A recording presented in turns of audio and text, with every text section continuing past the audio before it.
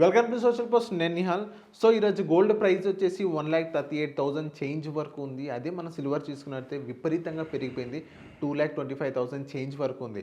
So ఎందుకు ఇంతలా పెరుగుతుంది? ఎవరైతే ఇప్పుడు ఇన్వెస్ట్మెంట్ చేయబోతున్నారో గోల్డ్ ఆర్నమెంట్స్ కానీ జ్యువెలరీస్ కానీ, సో వాళ్ళందరూ ఇప్పుడు ఇన్వెస్ట్మెంట్ చేయొచ్చా చేయకూడదా దీని గురించి మాట్లాడడానికి సర్టిఫైడ్ వెల్త్ మేనేజర్ రేవంత్ శర్మల గారు ఉన్నారు. సార్తో మనం మాట్లాడదాం. Hello sir, welcome to social post. Thank you అండి. సార్, గోల్డ్ వచ్చేసి ఎందుకు ఇంతలా విపరీతంగా పెరిగిపోయింది? 1,38,000 చేంజ్ వరకు ఉంది. సిల్వర్ అయితే ఇంకా బీభత్సం అని చెప్పుకోవచ్చు. 2,25,000 చేంజ్ వరకు ఉంది. సో ఇప్పుడు ఇన్వెస్టర్స్ ఇప్పుడు ఆర్నమెంట్స్ కొంటారు, వాళ్ళందరూ ఇప్పుడు కొంచెం హోల్డ్లో పెట్టాలంటారా? గోల్డ్ ఫస్ట్లో బాగా బజ్ని క్రియేట్ చేసింది. సో ఓవరాల్గా ఈ లాస్ట్ 12 monthsలో అంటే ఓవరాల్గా 2025 రివ్యూ అనుకోండి. 2025లో గోల్డ్ ఎలోన్ 81.7% రిటర్న్ ఇచ్చింది. వేరాజ్ దాని కంపారిజన్లో ఏ స్టాక్ మార్కెట్ అంత రిటర్న్ ఇలే. అసలు దానికంటే సర్ప్రైజింగ్ సిల్వర్ దాదాపుగా 169% వన్ సింగిల్ ఇయర్లో రిటర్న్ ఇచ్చింది. అంటే లక్ష పెట్టిన వాడికి 2,69,000 అయింది. అది హ్యూజ్ రిటర్న్. అసలు సిల్వర్ అయితే మ్యాసివ్గా డెలివరీ చేసింది రిటర్న్ని. సో బేసిక్గా silver and gold or the heroes of the entire year. So అన్నిటికంటే మోస్ట్ సర్ప్రైజింగ్ ఏంటంటే లాస్ట్ 1 వీక్లో జరిగినటువంటి మ్యాజిక్. లాస్ట్ 1 వీక్లో గోల్డ్ మనకి 4% పెరిగినట్లయితే సిల్వర్ దాదాపుగా 12.7% పెరిగింది. మనం ఇందాక ఒక వీడియో చేసుకునేటప్పుడు అది 14.7 అని చెప్పా. ఆ వీడియో నుంచి ఈ వీడియో గ్యాప్లో ఇంకో 1% పెరిగింది. సిల్వర్ విపరీతంగా పెరిగిపోతూనే ఉంది. దాదాపు 12.72%. ఇవాళ ఒక్కరోజు సిల్వర్ 5% పెరిగింది. వన్ సింగిల్ డే రైజ్ అది. సో గోల్డ్ అండ్ సిల్వర్లో విపరీతంగా మార్కెట్లో బయింగ్ జరుగుతూనే ఉంది. సో బేసిక్ ఇక్కడ మళ్ళీ కొన్ని విషయాలను అర్థం చేసుకోవాలి. When compare to silver, gold అంతగా పెరగట్లేదు. దానికి గల కారణాలు ఏంటి అంటానికి గతంలో ఒక వీడియో కూడా చేసాం. సో సిల్వర్లో వచ్చేటువంటి డిమాండ్ అంతా కూడా ఇండస్ట్రియల్ మెటీరియల్. బట్ గోల్డ్లో మనకి డిమాండ్ అనేది ఇండస్ట్రీస్ నుంచి రాదు. అయితే ఇన్వెస్ట్మెంట్స్ పాయింట్ ఆఫ్ వ్యూలో, సేవింగ్స్ పాయింట్ ఆఫ్ వ్యూలో, central bank reserves point of వ్యూలో మాత్రమే వస్తుంది. సిల్వర్ అట్లా కాదు. సిల్వర్ అంతా ఇండస్ట్రియల్ డిమాండ్. అంటే దానికి డిమాండ్ ఉంది, దానికి ఒక సప్లై ఉంది. గత 5 సంవత్సరాల నుంచి సిల్వర్లో ఆ డిమాండ్ అండ్ సప్లై మధ్యలో మిస్ మ్యాచ్ వస్తూనే ఉంది. డిమాండ్ అనేది ఎక్కువ అవుతుంది, సప్లై అంతా చేయలేకపోతున్నారు. అండ్ దానికి తోడు ఈ పెద్ద పెద్ద ఇన్వెస్టర్స్ అందరూ ఉంటారు కదా, రాబర్ట్ కియోసాకి, ఇట్లాంటి వాళ్ళందరూ కూడా అసలు నెక్స్ట్కి అసలు కరెన్సీకి విలువే ఉండదు. It is the future of silver. And దాంతోపాటుగా సిల్వర్ ఇక్కడి నుంచి 180% పెరుగుద్దని చెప్పి స్టేట్మెంట్ ఇచ్చారు మొన్న ఈ మధ్య. ఓకే, 180% అని అంటే ఇక్కడున్న లెవెల్ నుంచి దాదాపుగా అది 2,30,000 లెవెల్ ఇప్పుడు ఉందని అనుకుంటే 4 లక్షలకి వెళ్ళిపోద్ది ఆయన చెప్పిన లెక్కల ప్రకారం సుమారుగా. సో విపరీతంగా మార్కెట్లో ఒక యుఫోరియా క్రియేట్ అవుతుంది. అంటే మార్కెట్లో దాని యొక్క డిమాండ్ అనేది విపరీతంగా పెరుగుతోంది. సో గోయింగ్ ఫర్దర్ వీటి యొక్క వినియోగాలు పెరిగేవే కానీ, అంటే ఎలక్ట్రానిక్ గ్యాడ్జెట్స్ అవ్వచ్చు, ఎలక్ట్రానిక్ కార్స్ అవ్వచ్చు, ఈవీ బ్యాటరీస్ అవ్వచ్చు, డిఫెన్స్ అవ్వచ్చు, వీడి యొక్క వినియోగం పెరిగేదే కానీ తగ్గేది కాదు. సో దీని యొక్క డిమాండ్ ఇక పెరిగేదే కానీ తగ్గేది కాదు.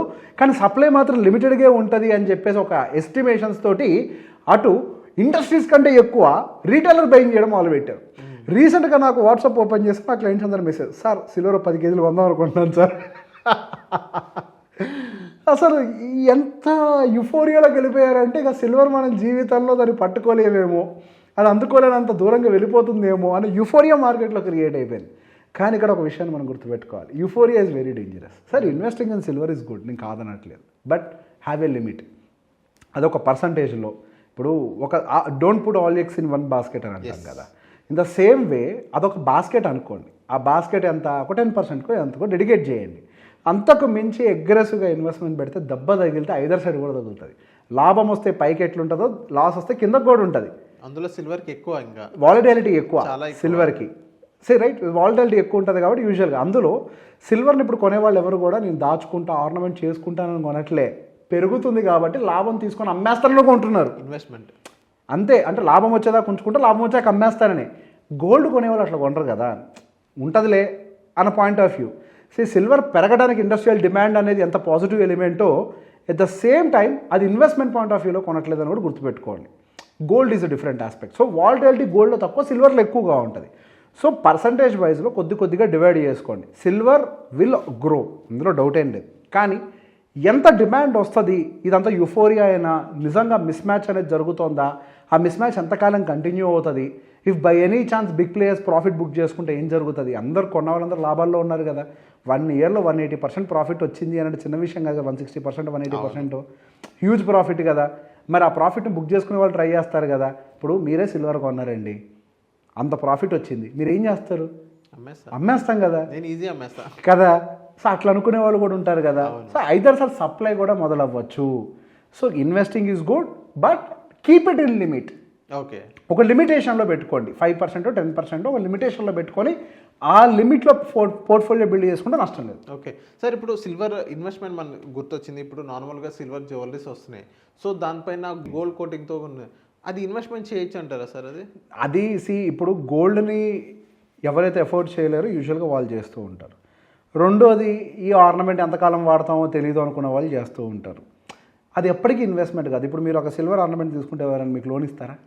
లేదు. మరి అది ఎట్లా ఇన్వెస్ట్మెంట్ అవుతుంది? అంటే లోన్ ఇప్పుడు ఇంత అమౌంట్ ఉంటే ఇప్పుడు స్టార్ట్ అయింది కదా, రీసెల్లింగ్ కూడా రాదు కనీసం, దానికి రీసేల్ వాల్యూ కూడా ఉండదు కదా. సిల్వర్ ఆర్నమెంట్కి అసలు ఏం రీసేల్ వాల్యూ ఉంటుంది? రీసేల్ వాల్యూ అసలు 50% కదా. సో ఇన్వెస్ట్మెంట్ పాయింట్ ఆఫ్ వ్యూలో సిల్వర్ని తీసుకొని వెళ్ళి ఆర్నమెంట్లో పెట్టద్దు. సిల్వర్ని ఇట్లా ఆర్నమెంట్ లాగా instead of investing in gold ornament, ఎంతంత డబ్బులు ఎందుకు పెట్టాలి, సిల్వర్లో చేయించుకొని దాన్ని గోల్డ్ కోటింగ్ చేయించుకుందాం అనుకునే వాళ్ళు, yes it's a good option. But అంతేగాని investing point of view it is an ever good option. And even in gold you have other options. 18 carat కూడా వచ్చింది కదా. అవును, 18 క్యారెట్ మీకు తక్కువ ప్రైస్కే దొరుకుతుంది. అఫ్కోర్స్ గోల్డ్ సిల్వర్ కంటే అది కాస్ట్లీయరే, there is no doubt. But yes, investment point of view అయితే పనిచేయదు. It is only consumption point of view. Consumption point of వ్యూలో హ్యాపీగా చేయించుకోండి, ఇన్వెస్ట్మెంట్ పాయింట్ ఆఫ్ వ్యూలో చేయించకండి.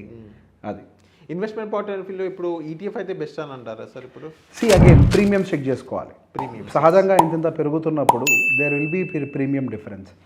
మనకి సిల్వర్ ఎప్పుడు పడ్డది, ప్రీమియం ఎప్పుడైతే డిఫర్ అయిందో మనకి యాక్చువల్ సిల్వర్ ప్రైస్ కంటే ఈటీఎఫ్లో 15% ప్రీమియం డిఫరెన్స్ వచ్చింది. 15% ప్రీమియం డిఫరెన్స్ రాగానే సెల్ ఆఫ్ స్టార్ట్ అయింది. సో ప్రీమియంని ట్రాక్ చేయండి. అంటే మీరు 15% ప్రీమియంలో కొన్నారు అని అంటే అది 15% పెరిగినా మీకు రిటర్న్స్ రావు. ప్రీమియం కరుగుద్ది కదా ఒక టైంకి. అవును, డిస్కౌంట్లో కొంటే వేరు, ప్రీమియంలో కొంటే ఇట్స్ ఏ లాస్. సో ప్రీమియమ్స్ని చెక్ చేయండి. ప్రీమియం ఫేర్గా ఉంది, ఏదో 1% తేడా ఉంది అంటే ఇట్స్ ఓకే. బట్ ప్రీమియం కనుక 10% అట్లా డివియేట్ అవుతుంది అని అంటే బెటర్ వెయిట్. ఓకే, ఎప్పుడైనా మళ్ళీ అంటే 10% పెరిగినా మీకు రిటర్న్స్ రావు అట్లా. Okay. So thank you sir, మా సోషల్ పోస్ట్ వచ్చినందుకు. Most welcome.